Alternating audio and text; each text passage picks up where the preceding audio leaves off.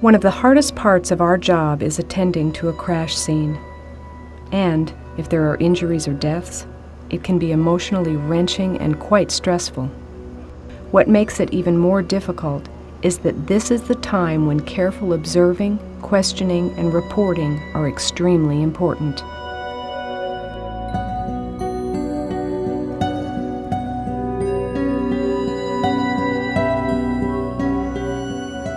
It will help your report a great deal if you make some key observations about the cyclist, such as, if the crash occurred after sunset, was the bicycle equipped with the required headlamp, tail lamp, and rear reflector? Lack of these should be reported as defective, improper lights, and details of this need to be given in the narrative. If lamps were damaged in the crash, are the batteries charged? Was other reflective material used? Was a helmet worn? Helmet use should be reported as safety equipment on the crash form.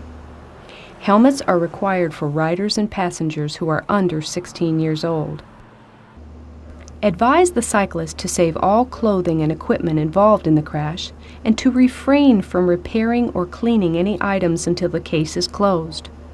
Also advise the cyclist to photograph all injuries for evidence. Was the cyclist in a bike lane? On some curbed roadways, a shoulder strip is separated by an edge line, but is not signed or marked as a bike lane. Legally, a bike lane is present only if the strip is designated with bike lane signs or markings. Remember, a cyclist on a highway is not required to drive on a paved shoulder. Also, be sure to inspect the bicycle. It should be held as evidence and, in the case of a fatality, only released when the case is closed. Now for the details regarding the motorist and the whole crash scene. Be sure to ask questions and make observations. What was the position of the sun? What was the time of day? What about the glare factor? Were there any surface hazards such as sand, glass, puddles, debris, potholes, railroad tracks, or irregular surfaces? Was there a loose dog in the area? Did any visual obstructions, such as trees, utility poles, etc., interfere with the cyclist's and motorist's view of each other? Did the motorist fail to scan for a cyclist approaching from the right on a sidewalk?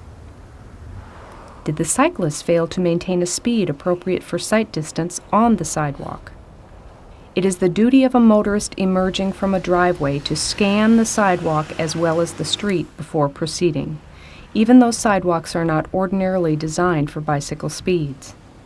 Cyclists on sidewalks and crosswalks have the rights and duties of pedestrians, but are not required to dismount and walk their bicycles in crosswalks.